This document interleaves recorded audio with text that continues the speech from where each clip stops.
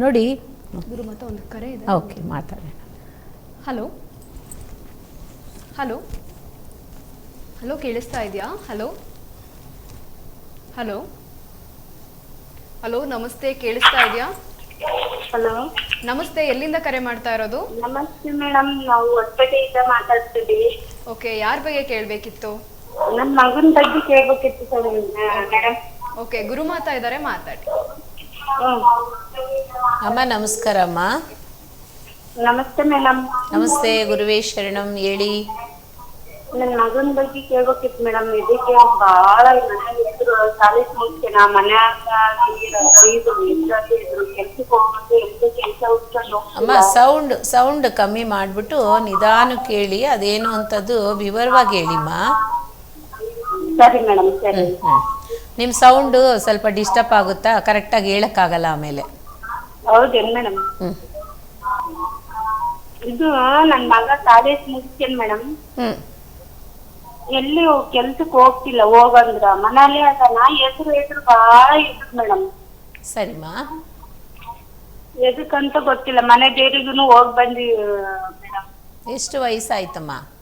20 ವರ್ಷ ವಯಸ್ಸು. 20 ವರ್ಷ ವಯಸ್ಸಾಗಿದೆ. ಹೌದು ಮೇಡಮ್. ಓಕೆ, ಕೆಲ್ಸಕ್ಕೆ ಹೋಗ್ತಾ ಇಲ್ಲ, ಹಠ ಹಿಡಿತಾ ಇದ್ದಾನ? ಬಾಳ ಆಟ ಮೇಡಮ್. ಮನೆ ದೇವ್ರಿಗೆ ಹೋಗ್ರಿ ಸೊರಗಟ್ಟೆ ಅಂದಿದ್ರು, ಮನೆ ದೇವ್ರಿಗೂ ಹೋಗ್ ಬಂದಿವಿ. ಆದ್ರೂ ಬಾಳ ಆಟ, ಎಲ್ಲಿ ಕೆಲ್ಸಕ್ಕೆ ಹೋಗ್ತಿಲ್ಲ, ಇಲ್ಲ ಕಾಲೇಜ್ ಮುಗ್ತೇನ. ನಿಮ್ಗೆ ಅಬಾರ್ಷನ್ ಆಗಿದ್ಯಾ ಅಮ್ಮ? ಏನ್ ಮೇಡಮ್? ನಿಮಗೆ ಮಕ್ಕಳು ನಿಮಗೆ ಪ್ರೆಗ್ನೆಂಟ್ ಆಗಿದ್ದಂಥ ಸಮಯದಲ್ಲಿ ನಿಮಗೆ ಅಬಾರ್ಷನ್ ಆಗಿದೆಯಾ? ಆಗಿಲ್ಲ. ಆಗಿಲ್ಲ ಅಂತೀರಾ? ಯಾವುದಾದ್ರೂ ಒಂದು ಕರೆಕ್ಟಾಗಿ ಹೇಳಿಮ್ಮ. ಆಗಿದೆಯಾ ಆಗಿಲ್ವಾ? ನೀವು ಪ್ರೆಗ್ನೆಂಟ್ ಆಗಿ ಆಮೇಲೆ ಏನಾದರೂ ಪ್ರಾಬ್ಲಮ್ ಆಗಿದೆಯಾ? ಇಲ್ಲ ಮೇಡಮ್, ಆಗಿಲ್ಲ, ಏನೇನ್ ಆಗಿಲ್ಲ ಮೇಡಮ್. ಏನೂ ಆಗಿಲ್ಲ. ಒಬ್ಬನೇ ಮಗನ ಅಮ್ಮ? ಇಬ್ರು, ಒಂದ್ ಹೆಣ್ಣುಡಿಗೆ ಐತಿ ಮೇಡಮ್. ಓಕೆ, ಹೆಣ್ಮಗು ದೊಡ್ಡದಾ ಚಿಕ್ಕದಾ? ಸಣ್ಣಗ, ಇವನೇ ಗಂಡ ಮಗನೇ ದೊಡ್ಡವನು. ಅವನಿಗೆ ಆಗಿರೋ ಅಂಥದ್ದು ಏನು ದೊಡ್ಡದಾಗಿ ಏನೂ ಇಲ್ಲ. ಅವನಿಗೆ ಮುನ್ಗೋಪಿ ಆಗಿದ್ದಾನೆ ಅಷ್ಟೇ, ಮುನ್ಗೋಪಿ ಆಗಿದ್ದಾನೆ. ನೋಡಿ, ಇವತ್ತು ಸಂಕಷ್ಟಹರ ಚತುರ್ಥಿ ಬರುತ್ತೆ. ನೀವು ಉಪವಾಸ ಇನ್ನೂ ಏನು ಊಟ ಮಾಡಿಲ್ಲ ಅಂದರೆ ಉಪವಾಸ ಮಾಡ್ಕೊಳ್ಳಿಮ್ಮ.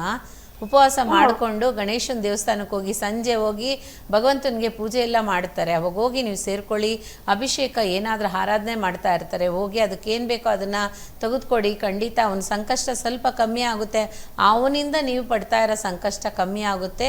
ಅವನಿಗೆ ಕೆಲಸಕ್ಕೆ ಹೋಗೋಂಥ ಮನಸ್ಸು, ಸಂಚಲ ಇರೋಂಥ ಮನಸ್ಸು ಸರಿ ಆಗುತ್ತಮ್ಮ. ಇವತ್ತು ಹೋಗಿ ಬನ್ನಿ. ನೀವು ಹೋಗ್ಬಿಟ್ಟು ಬಂದು ಸರಿ ಆಗಲಿಲ್ವಾ ನನಗೆ ಮತ್ತೆ ಫೋನ್ ಮಾಡಿ. ಅದಕ್ಕೆ ಮತ್ತೆ ಇನ್ನೊಂದು ದೇವಸ್ಥಾನಕ್ಕೆ ಹೋಗೋಂಥ ರೀತಿ ನಾನು ಹೇಳ್ತೀನಿ. ಒಟ್ಟಿಗೆ 3 ದೇವಸ್ಥಾನಕ್ಕೆ ನೀವು ಮಾಡಬೇಕಮ್ಮ. ಮಾಡಿದ್ರೆ ಚಿಕ್ಕ ಹುಡುಗ ತಾನೆ, 20 ವರ್ಷ ಆಟ. ಮೇಡಮ್, ಇದು ನೀವು ಮನೆ ದೇವ್ರಿಗೆ ಹೋಗ್ಬೇಕು ಅಂದ್ರೆ ಹೋಗ್ ಬಂದಿ ಮೇಡಮ್. ಮನೆ ದೇವ್ರಿಗಾ? ಮನೆ ಅಲ್ಲೇ ಮಂತ್ರಾಲಯ ಹತ್ರನೇ ಹೋಗ್ ಬಂದಿವಿ ಮನೆ ದೇವ್ರಿಗೆ, ಈರಣ್ಣಗ. Okay okay. ಈರಣ್ಣ ಮೊನ್ನೆ ಹೋಗ್ ಬಂದಿವಿ ಅಮಾವಾಸ್ಯೆಗೆ, ಶನಿವಾರ ದಿನ. ಈರಣ್ಣ ಲಕ್ಷ್ಮೀನರಸಿಂಹ ಸ್ವಾಮಿನಾ? ಹ್ಞೂ ಮೇಡಮ್. ಹೋಗ್ಬಿಟ್ಟು ಬಂದ್ರಾ? Okay okay. ಆನೆಗುಂದಿ ಹತ್ರ ಶನಿವಾರ ಹೋಗಿ ಬಂದಿವಿ, ಶನಿವಾರ. ಸರಿಮ್ಮ. ಅಲ್ಲಿಗೆ ನಾನು ಹೋಗಿದ್ದೀನಿ. ತುಂಬಾ ವಿಶೇಷತೆ, ಪವರ್ಫುಲ್ ದೇವಸ್ಥಾನ ಅದು. ಮೇಡಮ್, ಮೊನ್ನೆ ಹೋಗಿದ್ರಾ? ಏನಂದ್ರ? ಮೊನ್ನೆ ಹೋಗಿದ್ರೇನ್ ಮೇಡಮ್? ಇಲ್ಲ, ನಾನು ಹೋಗಿದ್ದೀನಿ. ಅವಾಗವಾಗಲೇ ಹೋಗ್ತಾ ಇರ್ತೀನಿ. ನನಗೆ ತುಂಬಾ ಇಷ್ಟ ಆ ದೇವಸ್ಥಾನ, ತುಂಬಾನೇ ಇಷ್ಟ. ಪವರ್ಫುಲ್ ಟೆಂಪಲ್ ಅದು.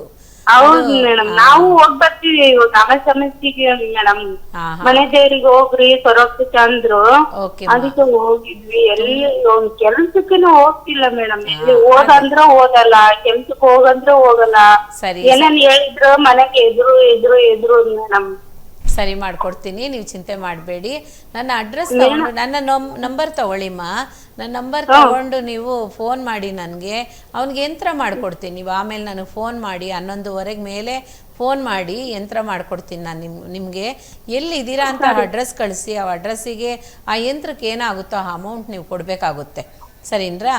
ಯಾಕೆ ಅಂತ ಅಂದರೆ ನೋಡಿ, ಒಬ್ಬೊಬ್ಬರಿಗೆ ಒಂದೊಂದು ಮಕ್ಳಿಗೂ ಅದಕ್ಕೆ ನಾವು ತಗೊಳ್ಳೋ ಅಂಥದ್ದು ಏನಿರುತ್ತೋ ಆ ಅಮೌಂಟ್ ಖಂಡಿತವಾಗ್ಲೂ ಕಟ್ಟಲೇಬೇಕು. ಆಯ್ತಮ್ಮ? ಅದಕ್ಕೋಸ್ಕರ ನೀವು ಅದನ್ನ ಮಾತ್ರ ಕೊಡಿಸಿ ಸಾಕು. ನಾನು ಕೊಡೋ ಅಂಥ ಯಂತ್ರನೂ ಸಂಕಲ್ಪ ಕಾಯಿನ ನೀವು ಇಟ್ಕೊಂಡು ಪೂಜೆ ಮಾಡಿ ಅಮ್ಮ, ಅವ್ನಿಗೆ ಒಳ್ಳೇದಾಗುತ್ತೆ. ಮನೆ ದೇವ್ರಿಗೆ ಹೋಗಿ ಬಂದಿದ್ದೀರಾ, ಅದು ನರಸಿಂಹಸ್ವಾಮಿ ದೇವಸ್ಥಾನ, ಲಕ್ಷ್ಮೀನರಸಿಂಹಸ್ವಾಮಿ, ಈರಣ್ಣ ಲಕ್ಷ್ಮೀನರಸಿಂಹಸ್ವಾಮಿ ದೇವಸ್ಥಾನ ತುಂಬಾ ಪವರ್ಫುಲ್ ಅಮ್ಮ. ನಾನೆಲ್ಲ ನೋಡಿದ್ದೀನಿ ಆ ಭಗವಂತನ ಇಚ್ಛೆನ.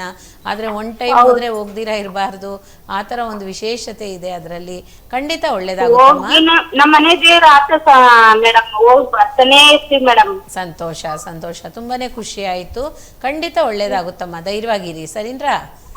ಓಕೆ ಸರಿ. ಅಲ್ಲ ಮೇಡಮ್ ನಮ್ಮ ಮನೆಯವರು ಜಗಳ ಮಾಡ್ಕೊಂಡು ಹೋಗ್ಯಾರ, ಬಂದೇ ಇಲ್ಲ ಮೇಡಮ್. ನಿಮ್ಮ ಮನೆಯವ್ರು ಎಲ್ಲಿ ಹೋಗಿದ್ದಾರೆ? ಗೊತ್ತಿಲ್ಲ ಮೇಡಮ್, ಅಲ್ಲಿ ಹೋಗ್ಯಾರ. ಎಷ್ಟು ವರ್ಷ ಆಯ್ತು? 3 ವರ್ಷ ಆಯ್ತು ಮೇಡಮ್. 3 ವರ್ಷ ಆಗಿ ಇನ್ನೂ ಬಂದಿಲ್ವರಾ? ಬಂದಿಲ್ಲ ಮೇಡಮ್. ಎಲ್ಲಾ ಕಡೆ ಕೇಳ್ತೀವಿ, ಎಲ್ಲಾ ಕಡೆಗೆ ಅಡ್ಡಾಡಿವಿ, ಏನು ಸಿಕ್ತಿಲ್ಲ ಮೇಡಮ್. ಏನಾಗಿತ್ತು ಅವ್ರಿಗೆ? ಆರೋಗ್ಯ ತೊಂದರೆ ಏನಾದ್ರು ಇತ್ತಮ್ಮ? ಏನಿಲ್ಲ, ಚೆನ್ನಾಗಿದ್ರು ಮೇಡಮ್. ನೀವೊಂದ್ ಕೆಲಸ ಮಾಡಿ, ರಾಯಚೂರಲ್ಲಿ ಇದ್ದೀರಾ? ಏನ್ ಮೇಡಮ್? Hospital madam. ಬನ್ನಿ, ಬಂದೋಗಕ್ಕಾಗುತ್ತಾ? ಹಾಸ್ಪಿಟಲ್ ಇದ್ದೀರಾ? ಓಕೆ. ಎಲ್ಲಿ ಬರ್ಬೇಕು ಮೇಡಮ್? ಇಲ್ಲಿ ಬೆಂಗಳೂರಲ್ಲಿ ರಾಜರಾಜೇಶ್ವರಿ ನಗರ ಅಂತ ಇದೆ, ಅಲ್ಲಿಗೆ ಬರ್ಬೇಕಮ್ಮ ನೀವು. ಹೌದಾ ಮೇಡಮ್? ಬರಕ್ಕಾಗುತ್ತಾ ನೀವು? ಬರ್ತೀವಿ ಮೇಡಮ್. ನನಗೆ ಗೊತ್ತಾಗಲ್ಲ ಮೇಡಮ್. ಬನ್ನಿ, ಅವ್ರನ್ನ ಕರೆ ತರ್ಬೋದು. ಬನ್ನಿಮ್ಮ, ಅವ್ರಿಗೇನು ಆಗಿಲ್ಲ, ಪ್ರಾಣಕ್ಕಂತೂ ಏನೂ ಆಗಿಲ್ಲ, ಚೆನ್ನಾಗಿದ್ದಾರೆ, ಪ್ರಾಣಕ್ಕೆ ಯಾವ ಭಯನೂ ಇಲ್ಲ. ಆದರೆ ಅವ್ರು ಮಾಡಿಸ್ಕೋಬೋದು. ನೀವು ಬಂದು ಎಲ್ಲನೂ ನೀವೊಂದು ಕೆಲಸ ಮಾಡಿ ಅಮ್ಮ, ನನ್ನ ವಾಟ್ಸಪ್ಗೆ ನಿಮ್ಮ ಫೋಟೋ, ನಿಮ್ಮ ಮಕ್ಕಳು ಫೋಟೋ ಕಳಿಸ್ಕೊಡಿ. ಮತ್ತೆ ಬಂದು ಅವ್ರು ಯಾವಾಗ ಹೋದ್ರು ಅನ್ನೋಂಥದ್ದು ಏನಾದರೂ ಒಂದು ಅಂದಾಜಾಗಿ ಡೇಟ್ ಎಲ್ಲ ಇದೆ ಅಂತ.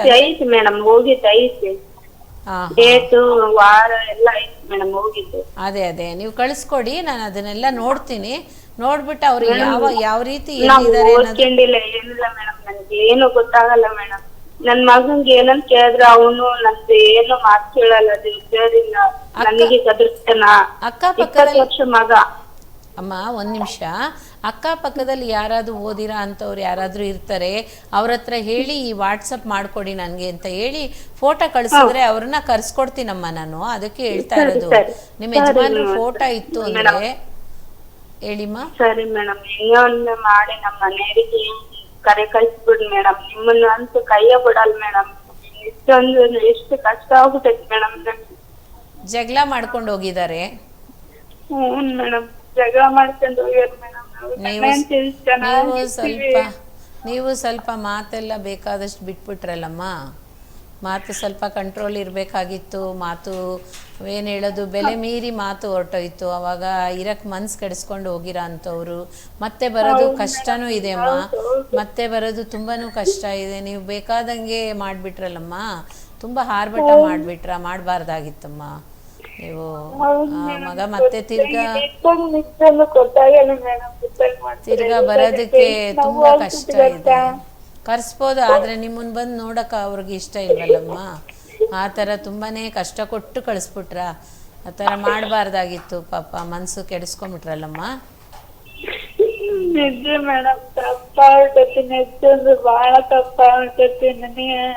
ಅಳಬೇಡಿ. ಆ ರಾಯರು ಖಂಡಿತ ಒಳ್ಳೇದು ಮಾಡ್ತಾರೆ. ಇವಾಗ ನಿಮ್ಮ ತಪ್ಪನ್ನು ನೀವು ಅರ್ಥ ಮಾಡ್ಕೊಂಡಿದ್ದೀರಲ್ಲ, ಖಂಡಿತವಾಗ ಅವ್ರ ಮನಸ್ಸನ್ನು ಚೇಂಜ್ ಆಗೋದಕ್ಕೆ ಆ ಭಗವಂತನ ಸಂಕಲ್ಪ ಮಾಡೋಣ.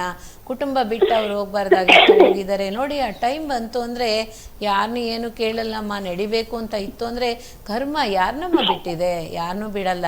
ಹಾಗಾಗಿ ಆ ಭಗವಂತನ ಪ್ರಾರ್ಥನೆ ಮಾಡಿ, ರಾಘವೇಂದ್ರ ಸ್ವಾಮಿನ ಖಂಡಿತ ಬಂದು ನೋಡಿ ಅಮ್ಮ. ಒಂದು ಟೈಮ್ ಬನ್ನಿ, ಬರೋಕ್ಕಾಗಲಿಲ್ಲ ಅಂದರೆ ನೀವು 11:15 ನನಗೆ ಕಾಲ್ ಮಾಡಿ ಅಮ್ಮ. ನನ್ನ ನಂಬರ್ ತಗೊಳ್ಳಿ, ಇಲ್ಲಿ ನಂಬರ್ ತಗೊಂಡು ನೀವು ಕಾಲ್ ಮಾಡಿ. ತಪ್ಪು ಮಾಡಿ ಮಾತಾಡ್ಬಿಟ್ಟಿವೆ, ಆದ್ರೆ ಇವಾಗ ಅವ್ರ ಮೈ ಮೇಲೆ ಏಟು ಸಹ ಹಾಕ್ಬಾರ್ದಾಗಿತ್ತಮ್ಮ. ಹೊಡೆತ ಎಲ್ಲ ಹಾಕ್ಬಿಟ್ಟಿದ್ದೀರಾ, ಮಾಡಬಾರ್ದಾಗಿತ್ತಮ್ಮ. ಪಾಪ ಹಿಂಸೆ ತುಂಬಾ ಕೊಟ್ಬಿಟ್ಟಿದ್ದೀರಾ. ಕ್ಷಮೆ ದೇವರಲ್ಲಿ ರಾಯರಲ್ಲಿ ಕ್ಷಮೆ ಇರ್ಲಮ್ಮ ನಿಮ್ಗೆ. ರಾಯರ ಹತ್ರ ಕ್ಷಮೆ ಕೇಳಿ, ರಾಯರು ಕ್ಷಮಿಸ್ತಾರೆ ನಿಮ್ಮನ್ನ ಖಂಡಿತ. ಅವರೆಲ್ಲಿದ್ರೂ ಬರೋದಕ್ಕೆ ನಾನು ಮಾಡಿಕೊಡ್ತೀನಿ. ಅದೇ ರೀತಿ ಕುಟುಂಬ ಹಿಂಗೆ ನೀವಾಗೇ ಎಲ್ಲ ಸೇರಿ ಮಾಡಿಬಿಟ್ಟಿದ್ದೀರಾ. ಇವಾಗ ನೀವಾಗ ದುಃಖ ಪಡ್ತಾ ಇದ್ದೀರಾ. ಖಂಡಿತ ಒಳ್ಳೇದಾಗುತ್ತಮ್ಮ, ಅಳಬೇಡಿಮ್ಮ, ಧೈರ್ಯವಾಗಿರಿ, ಮನ್ಸು ಬಿಡಬೇಡಿ. ಅಲ್ಲ ಮೇಡಮ್, ರಾಯಗನಗುಡಿಗೆ ಹೋಗಿದ್ವಿ ನಾವು. ಹೋಗ್ ಬಂದು 5 ತಿಂಗಳು ಉಪವಾಸ ಇದ್ದು ಮತ್ತೆ ಗುಡಿಗೆ ಹೋಗಿ ಬಂದು ಒಂದೊತ್ತಿದ್ದು ಪೂಜೆ ಮಾಡಿ ಬಹಳ ನಿಯತ್ತಾಗಿದ್ದೆ ರಾಘವನ್ ಗುಡಿಗೆ 5 ತಿಂಗಳು ಮೇಡಮ್. ಹಾ ನನಗೆ ಏನು ತೋರ್ಸ್ಕೊಳ್ಲಿಲ್ಲ ರಾಘವನ್. ಇವಾಗ ಒಂದ್ 2-3 ವಾರ ಆಯ್ತು ಬಿಟ್ಬಿಟ್ಟಿದ್ ಮೇಡಮ್. ಒಂದು ವಿಷಯ ಹೇಳ, ನಮ್ಮಲ್ಲಿ ತಪ್ಪಿರುವಾಗ ರಾಯರು ಯಾವ ಕಾರಣಕ್ಕೂ ಬರಲ್ಲ ಅಮ್ಮ, ಅದು ಮಾತ್ರ ಅರ್ಥ ಮಾಡ್ಕೊಳ್ಳಿ. ತುಂಬ ಜನ ಹೇಳ್ತಾರೆ ನಾನು ರಾಯರನ್ನ ಪೂಜೆ ಮಾಡ್ತಾ ಇದ್ದೆ, ಈಗ ನಾನು ಮಾಡೋದೇ ಇಲ್ಲ, ನಾನು ಅಂಥ ತಪ್ಪು ಮಾಡಿಬಿಟ್ಟೆ ಅಂತ. ನಮ್ಮಲ್ಲಿ ತಪ್ಪಿರುವಾಗ ಯಾವ ದೇವ್ರ ಮೇಲೇನೂ ಹಾಕ್ಬಾರ್ದಮ್ಮ. ನೋಡಿ, ನೀವು ಮಾಡೋ ಅಂಥ ವ್ರತ ನಿಮ್ಗೆ ಯಾವಾಗಲೂ ಅದು ಬಲ ಇದ್ದೇ ಇರುತ್ತೆ, ಪ್ರತಿಫಲ ಕೊಟ್ಟೇ ಕೊಡುತ್ತೆ. ಆದರೆ ನಮ್ಮಲ್ಲಿರೋ ಅಂಥ ಮಿಸ್ಟೇಕ್ನ ಖಂಡಿತವಾಗ್ಲೂ ನಾವು ಸರಿಪಡಿಸ್ಲೇಬೇಕು. ಅದು ಸರಿ ಆದರೆ ಮಾತ್ರನೇ ಅಮ್ಮ ಅದು ಬರೋ ಅಂಥದ್ದು. ಓಕೆ, ಏನೋ ನಡೆದಿರೋದೆಲ್ಲ ನಡೆದೋಗ್ಬಿಟ್ಟಿದೆ, ಇನ್ಮೇಲೆ ಆ ತಪ್ಪು ಯಾವಾಗಲೂ ನಿಮ್ಮ ಲೈಫಲ್ಲಿ ನಡಿಬಾರ್ದು. ಅವ್ರು ಬರ್ಮಾಡ್ಕೊಳ್ಳಿ. ಬಹಳ ನಮ್ದು ಮೇಡಮ್, ನನಗೆ ಇರಕ್ಕೆ ಇಷ್ಟಿಲ್ಲ ಮೇಲೆ. ಆದ್ರೆ ಏನು ಹೆಣ್ಣೋಡಿ ತಂದು ಸುಮ್ಮನೆ ಕೇಳಿನಿಲ್ಲ, ಒಂದು ರಣನೂ ಇರಕ್ಕೆ ಇಷ್ಟನೇ ಇಲ್ಲ ಮೇಡಮ್. ನಮಗೆ ಸತ್ತ ಉಂಡು ಕನಿಸ್ಬಿಟ್ಟದ್ ನನಗೆ. ಬೇಡ ಬೇಡ, ನೀವು ನೋಡಿ, ಅವರು ಹೊರಟೋದ್ರು, ನೀವು ಹೊರಟೋದ್ರೆ ಆ ಮಕ್ಕಳಿಗೆ ಎಲ್ಲಿ ಸೇರ್ತವೆ? ಆ ಕಷ್ಟ ಏನು ಅನ್ನೋದು ತುಂಬಾನೇ ನನ್ಗೆ ಅರ್ಥ ಆಗ್ತಾ ಇದೆ. ಇಷ್ಟನೇ ಇಲ್ಲ ಬದುಕಕ್ಕೆ, ಸತ್ತ ಒಬ್ರು ಕನಿಸ್ಬಿಟ್ಟತಿ ಮಕ್ಕಳಾದಾರಂತ ನಿಮ್ಗೆ ಬದುಕಿದ್ ಮೇಡಮ್. ಅಳಬೇಡಿಮ್ಮ, ಅಳಬೇಡಿ, ಖಂಡಿತ ಒಳ್ಳೇದಾಗುತ್ತೆ. ನಿಮ್ಮ ಅಡ್ರೆಸ್ ಕಳಿಸಿ ನನಗೆ. ನೀವು 5 ಪೈಸೆನೂ ಖರ್ಚು ಮಾಡಬೇಡಿ, ನಾನು ಹೇಳೋ ಅಂಥದ್ದು ಮಾತ್ರ ರಾಯರಿಗೋಗಿ ನೀವು ಮಾಡಿ. ನನಗೆ ಯಂತ್ರಕ್ಕೆ ಕಾಸು ಸಹ ಬೇಡ, ಅದೇ ಕಾಸಲ್ಲಿ ನೀವು ರಾಯರಿಗೋಗಿ ಪೂಜೆ ಮಾಡಿಸ್ಕೊಬನ್ನಿ. ನಂದಾದೀಪ ಹಚ್ಚಿಮ್ಮ, ಯಾವ ರೀತಿ ಹೇಗೆ ಅಂತ ನಾನು ಹೇಳ್ಕೊಡ್ತೀನಿ, ವಾಟ್ಸಪ್ಪಲ್ಲಿ ಕಳಿಸ್ಕೊಡ್ತೀನಿ. ನನಗೆ ಕಳಿಸೋ ಅಂಥ ಕಾಸನ್ನ ಅಲ್ಲೋಗಿ ನೀವು ರಾಯರಿಗೆ ನಂದಾದೀಪ ಹಚ್ಚಿಮ್ಮ, ಖಂಡಿತ ಬರ್ತಾರೆ, ಬರ್ಮಾಡ್ಕೊಡ್ತೀರಿ, ಚಿಂತೆ ಮಾಡಬೇಡಿ.